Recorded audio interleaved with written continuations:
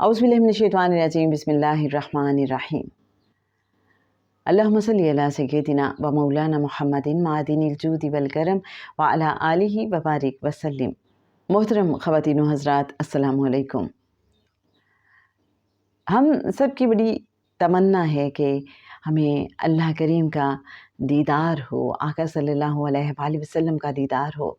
अगर हम नेमत उज़्मा की बात करें तो ऑब्वियसली अल्लाह का दीदार, अल्लाह से मुलाकात ही इंसान को लगता है कि नेमत उज़्मा है, और फिर आका सल्लल्लाहु अलैहि वसल्लम का कुर्ब। हज़रत राबिया बसरी मुझे याद आ गई। एक मर्तबा वो बीमार पड़ गईं। बहुत से लोग जो थे उनके अयादत के लिए आए, समझ नहीं आती थी कि बीमारी की वजह क्या है, क्योंकि वो इरफान वाली थीं, अल्लाह वाली थीं, और जो अल्लाह वाले होते हैं उनकी सोच के अंदाज ही और होते हैं, उनकी सेंसिटिविटी के लेवल्स ही और होते हैं। हज़रत हसन बसरी भी उनके अयादत के लिए आए और पूछा कि राबिया, बीमारी की वजह क्या है।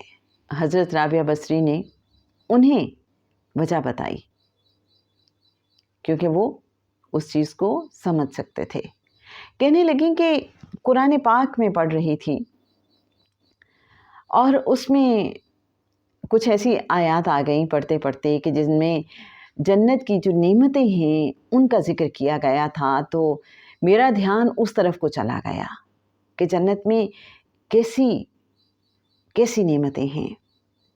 कहती हैं ज़रा सा ध्यान मेरा इस तरफ गया तो अंदर से आवाज़ आई कि राबिया, हमसे मोहब्बत का दावा और ध्यान जन्नत की नेमतों की तरफ।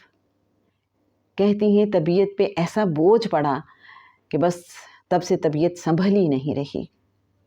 कैसी बात है ना, जो अल्लाह वाले होते हैं, जो अल्लाह से अल्लाह को मांगते हैं, उनका ध्यान किसी और चीज़ की तरफ जाए तो वो अपने आप को कटहरे में खड़ा कर लेते हैं, उनकी तबीयत बोझल हो जाती है। होता है ना ऐसा। मुझे ये बात क्यों याद आई है, अल्लाह से मुलाकात, अल्लाह का दीदार, हम सब की ख्वाहिश।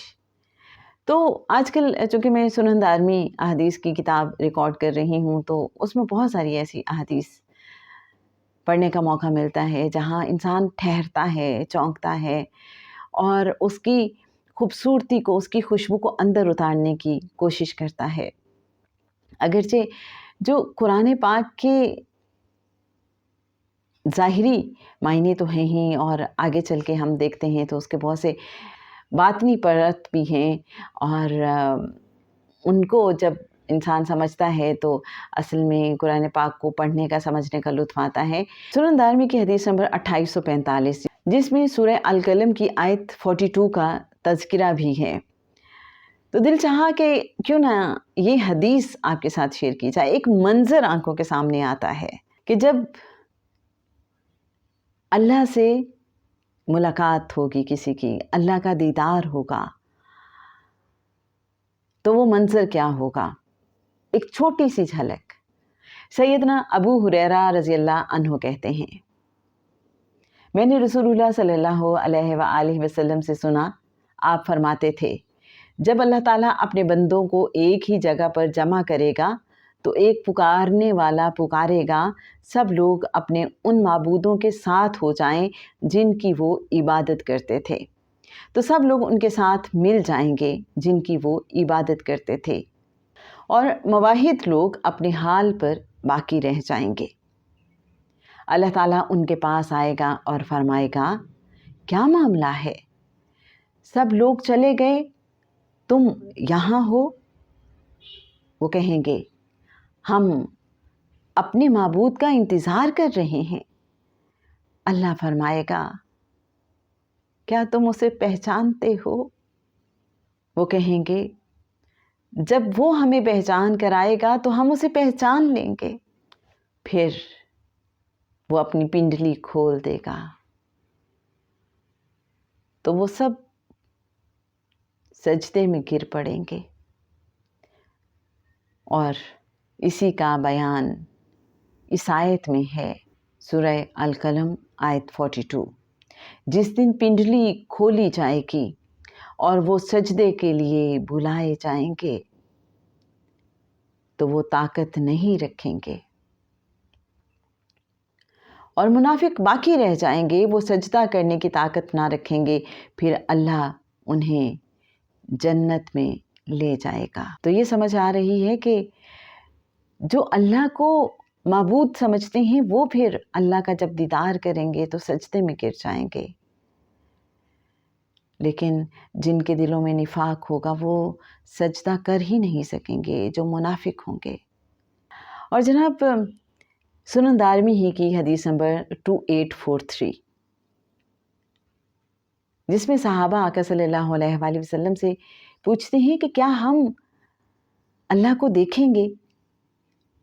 تو یہ بڑا خوبصورت سا منظر ہے کہ آقا صلی اللہ علیہ وآلہ وسلم انہیں اس حوالے سے کیا بتا رہے ہیں، آئیے دیکھتے ہیں۔ سیدنا ابو ہریرہ رضی اللہ عنہ کہتے ہیں کہ لوگوں نے نبی صلی اللہ علیہ وآلہ وسلم سے پوچھا، کیا قیامت کے دن ہم اپنے رب کو دیکھیں گے؟ تو نبی صلی اللہ علیہ وآلہ وسلم نے فرمایا، اگر بادل نہ ہوں تو 14ویں رات کا چاند دیکھنے میں تم کوئی تنگی محسوس کرتے ہو؟ انہوں نے کہا، نہیں یا رسول اللہ صلی اللہ علیہ وآلہ وسلم۔ پھر آپ صلی اللہ علیہ وآلہ وسلم نے فرمایا، اگر مطلع ابر آلود نہ ہو تو تمہیں سورج دیکھنے میں کوئی تنگی ہوتی ہے؟ انہوں نے کہا، نہیں یا رسول اللہ صلی اللہ علیہ وآلہ وسلم۔ آپ صلی اللہ علیہ وآلہ وسلم نے فرمایا، تم اسی طرح اپنے رب کو دیکھو گے۔ اللہ کریم ہمیں اپنے ان بندوں میں شامل فرمائے جنہیں ہر لمحہ اللہ کا دیدار حاصل ہوتا ہے۔ مجھے حضرت معروف کرکھی رحمۃ اللہ علیہ یاد آ گئے، ایک بہت بڑے بزرگ۔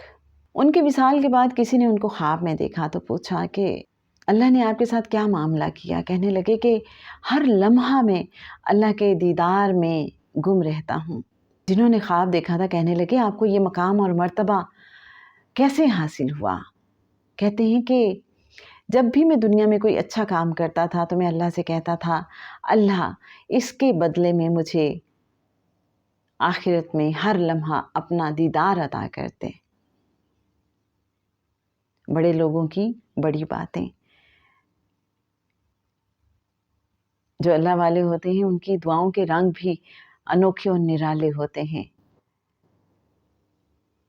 اور سچ تو یہ ہے کہ انہیں مانگنے کا سلیقہ بھی آتا ہے کہ اللہ سے کیا مانگا جائے، اور کچھ نہ سمجھ آئے تو بس جو ہمارے مرشد سید سرفراز احمد شاہ صاحب فرمایا کرتے ہیں، اور باقی اللہ والے بھی فرماتے ہیں کہ اللہ سے اللہ کو مانگ لیا کریں کہ اللہ تو مجھے اپنا آپ عطا کرتے، تو میرا ہو جا اور مجھے اپنا بنا لے۔